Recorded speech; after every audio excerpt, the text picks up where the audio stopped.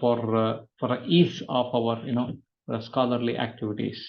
And I think we all must agree that AI-driven technology should be used as an assistance, not as a replacement. I think that is one thing.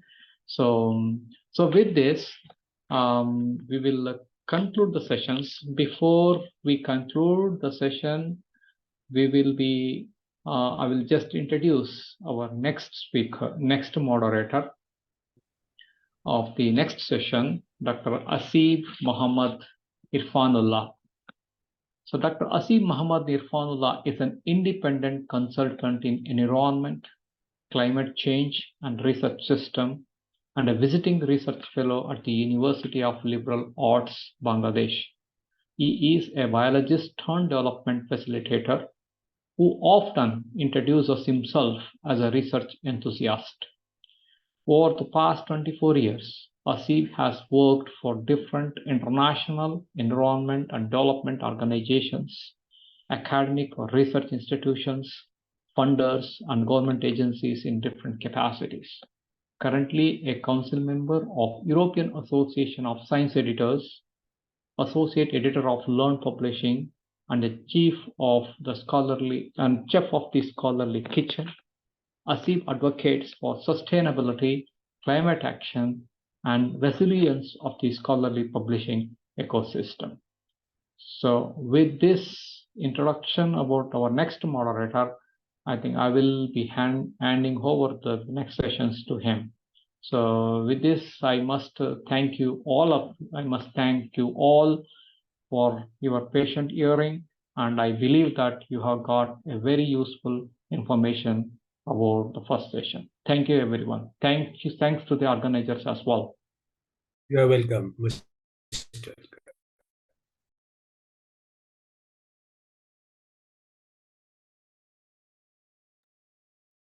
Hi, everybody. I'm Asif Irfanullah.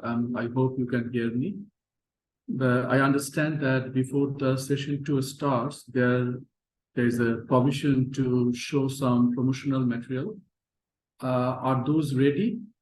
I'm asking the organizers. Yes, Dr. Hasib, but as we are a bit late for second session, can we just go for the presentation first, and at the end of session 2, we can go with the promotional slides. Excellent. Thank you. Thank you, the organizer, and it's really good to be here. This is my second year. Exactly last year, I was one of the panelists, and so many things happened over the year. And I'm looking forward to, like you, listening to 4 presentations, but I was told that one of the presenters might not be available. We have 4 presenters. Let me read them their names. Professor Kaiser Jamil, she will be speaking first. Then on the list there is Jason DeBoer, then Dr. Sam Matthew, and we will end with Professor Oleg Rucheski. I hope that Professor Dr. Kaiser Jamil is here. Yes, I can see her. So let me first introduce her to you, then I will request her to share her screen. So Professor Dr. Kaiser Jamil, she's a distinguished scientist from IICT and CCMB, Australia, University of Sydney, Australia, and at the University of Paris, France. She established multidisciplinary research in biology and expanded into new areas of research and development. She was awarded Emeritus Scientist by CSIR-New Delhi and joined as head genetics department at Mahavir Hospital and Research Center. Dr. Jamil authored 300 publications and is a fellow of several academies. She discovered the polymorphic nature of several genes which interfere in cancer therapeutics.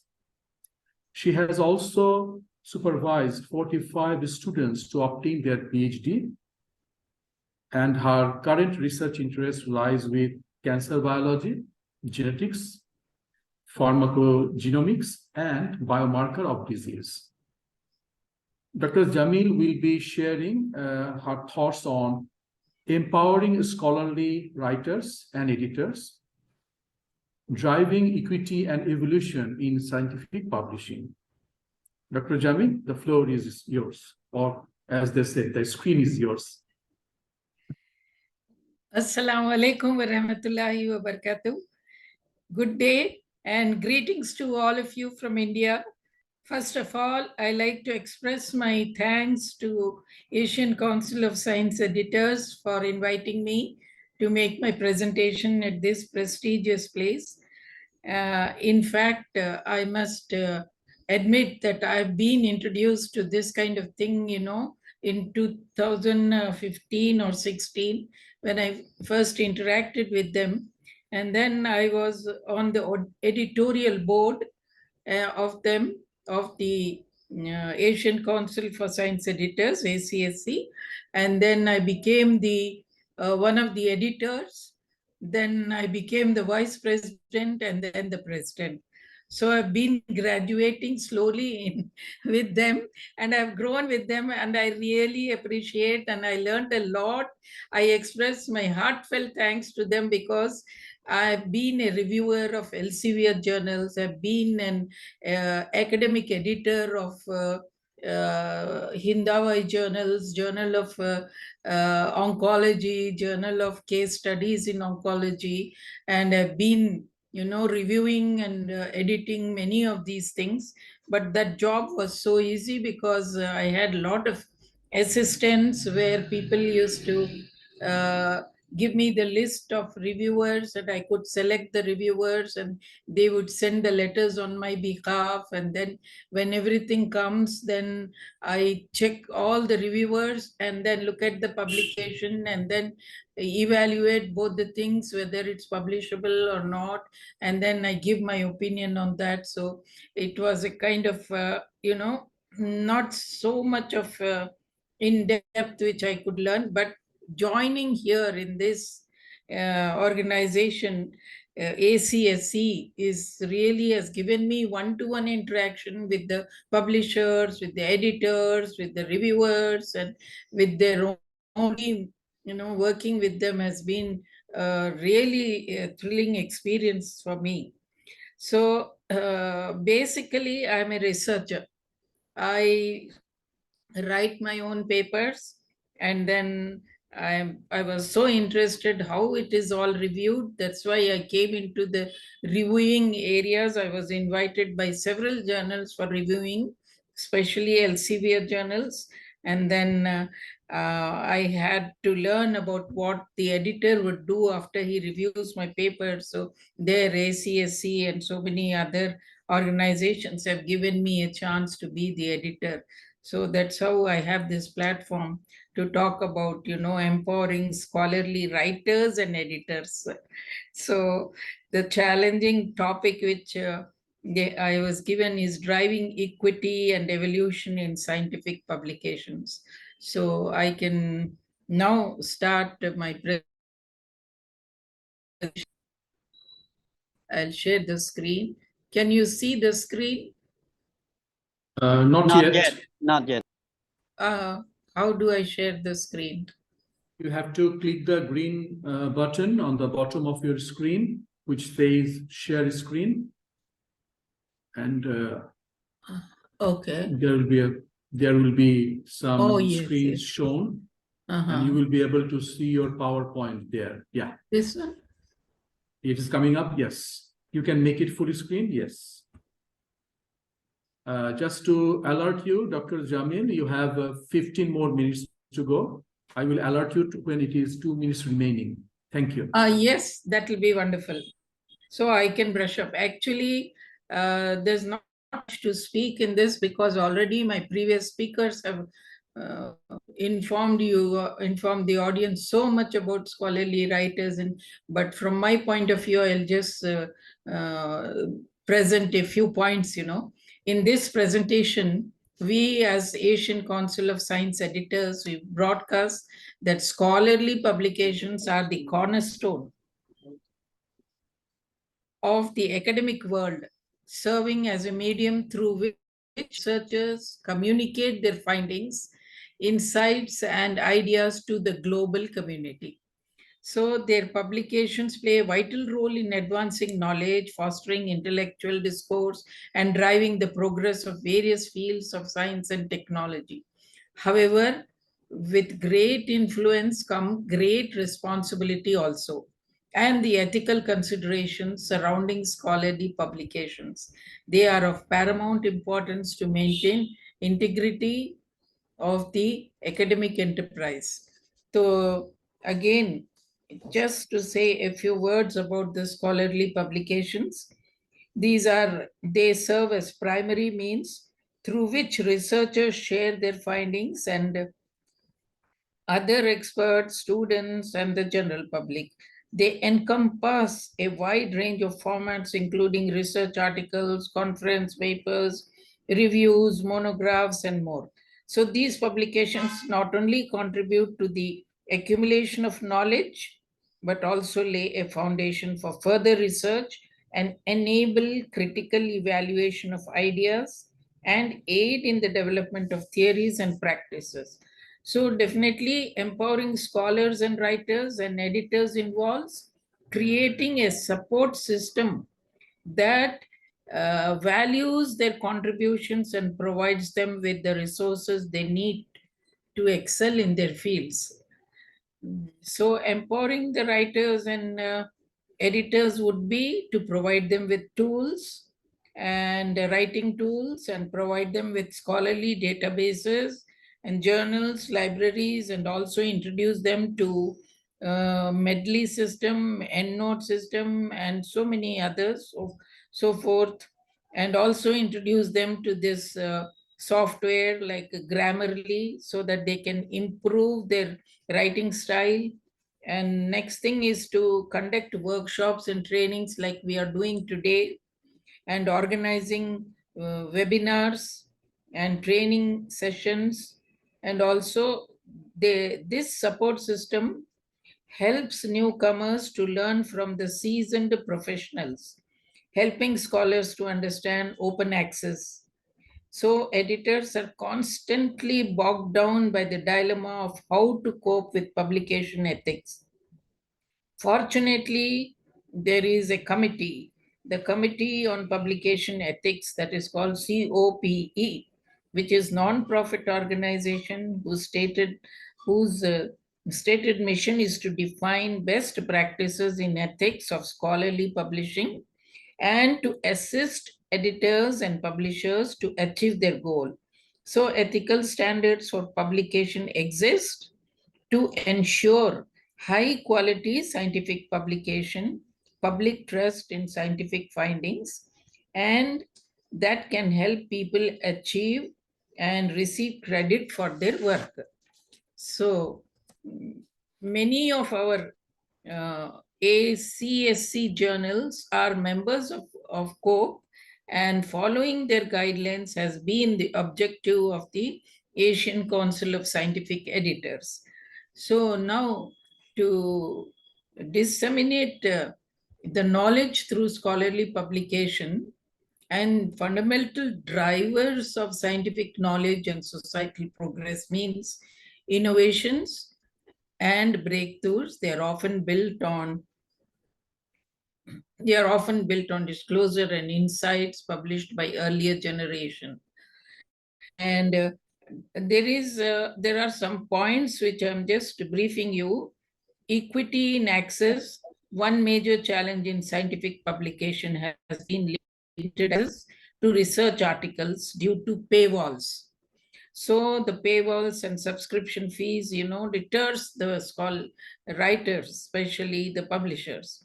So this creates barrier for researchers, especially those in low-income countries or institutes where without access to sponsorship, there is no money for expensive journals, and so they cannot publish in Nature or Science and Lancet and other kind of journals. So efforts to drive equity often involves advocating for open access publishing, where research articles are freely accessible to anyone, anywhere. And also there is diversity of inclusion, means we have a scientific community which recognize the need for including diverse voices and perspectives, and historically underrepresented groups, including women and minorities, have faced challenges in getting their research recognized and published. So initiatives are being launched to promote diversity among authors and peer reviewers, and also to address biases in peer review process. And there's one more important point about research reproducibility. So here there've been growing concern about reproducibility in scientific studies. Researchers and publishers are focusing on practices that increase transparency, such as sharing data, code, and methodology openly. This helps in verifying and replicating results, which is the crucial advancement of science.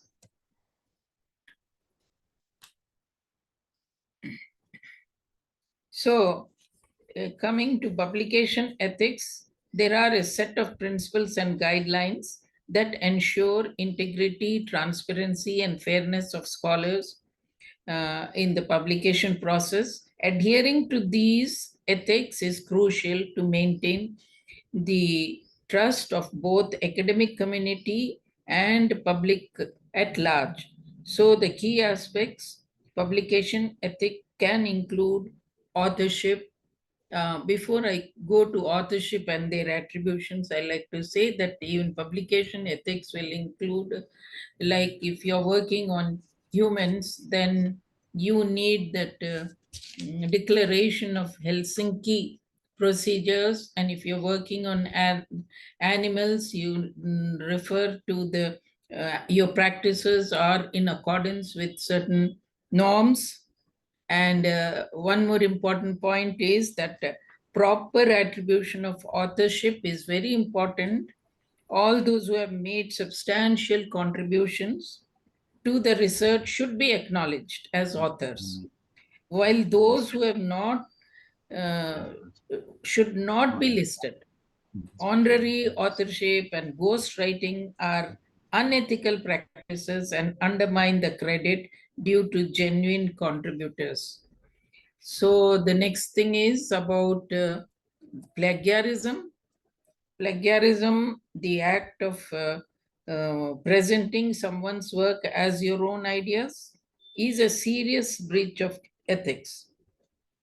Therefore, all contribution must be original, properly cited, and attributed to the original source. This is very, very important. And when any paper comes, there are some softwares which can tell us whether they are 10%, 20%, 30%, 100%, 70%, copied from the original sources. So Authenticate, and there are some other softwares which will tell us about the plagiarism, and so we can know whether the paper is written by the authors or just copy pasted. So data integrity and reproducibility are also important factors. Researchers must accurately report their methods, data, and results to ensure that their work can be replicated and validated by others. And fabrication, falsification, and selective reporting of data are dishonest practice and erode the foundation of scientific knowledge. Therefore, the peer review process is very important. It plays a very important role in data integrity and finding the reproducibility of the results. So in the peer review process, just a little bit on the editor's role. Editor should decline to be involved with the submission when he is involved in it. That is, if he has a recent publication with the current submission of the author, or he has shared or recently shared an affiliation with any author which comes to him for editing, or he should not be a collaborator or recently collaborated with any of the authors. He should have a close personal connection to the authors. He should avoid, and he should declare that his opinion can be biased. So, or if the editor has any financial interest in the subject of the work, he should avoid taking up that work for editing or reviewing. And he should feel unable to be objective, then he can decline. So editors must declare if they have previous discussion with the authors, with the main authors. So editor's role is very important. He should be very transparent in submitting whether he is biased or non-biased. So bias is very important thing. And in the peer review process, of course, it's crucial in ensuring the quality and validity of scholarly publications. Editors and reviewers must maintain objectivity and confidentiality while providing constructive feedback and recommendations to the authors. So we have a column where we can write points to the authors, and then another column where we can give confidential opinion to the editors or the publisher. So these two columns should be honestly written by the reviewer and editor. And of course, conflict of interest, I just talked about it. Authors, reviewers, and editors should declare any potential conflict of interest that could compromise the impartiality and objectivity of the research or publication process. Transparency in this regard is essential to uphold the credibility of the work. And therefore, authors, reviewers, editors should declare their conflict of interest.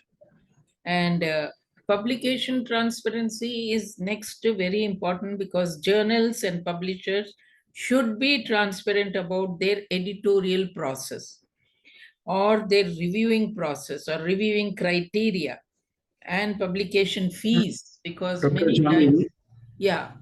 Would you please finish in next 2-3 minutes? Thank you. Yeah, sure. So, the correction and retraction thing, errors should be corrected and retracted. And I think I'll skip this. And in summary, I can tell you that scholarly publications are the lifeblood of academia, and therefore the exchange of knowledge, ideas, insights, and ideas to progress across disciplines. So upholding ethical standards in publication process to ensure the reliability, credibility, trustworthiness of the academic community's contributions to the society. So researchers publish, researchers, publishers, reviewers, and institutions must collectively commit to practicing rigorous publication ethics to hold the integrity of scholarly publications and broader pursuit of knowledge. Though such ethical practices, scholarly publication will continue to serve as a beacon of truth and discovery in our eyes of the world. Thank you. Thank you so much, Dr. Jamil. It has been a fantastic presentation. You covered so many areas to showcase how empowerment of authors and editors could happen, touching upon not only capacity development or innovation, but how each and every individual who are involved in publishing, they can ensure and avoid issues like conflict of interest, ensuring accountability and transparency. Thank you. Thank you very much. I would like to request our audience, participants, please do keep your questions ready. We will be asking or we will be getting opportunity to ask questions to our colleagues. our presenters at the end of all the three presentations. Now let us move on to the second presenter. The next presenter is Dr. Sam Matthew, who is the Senior Director at Medical Affairs, Cactus Life Sciences.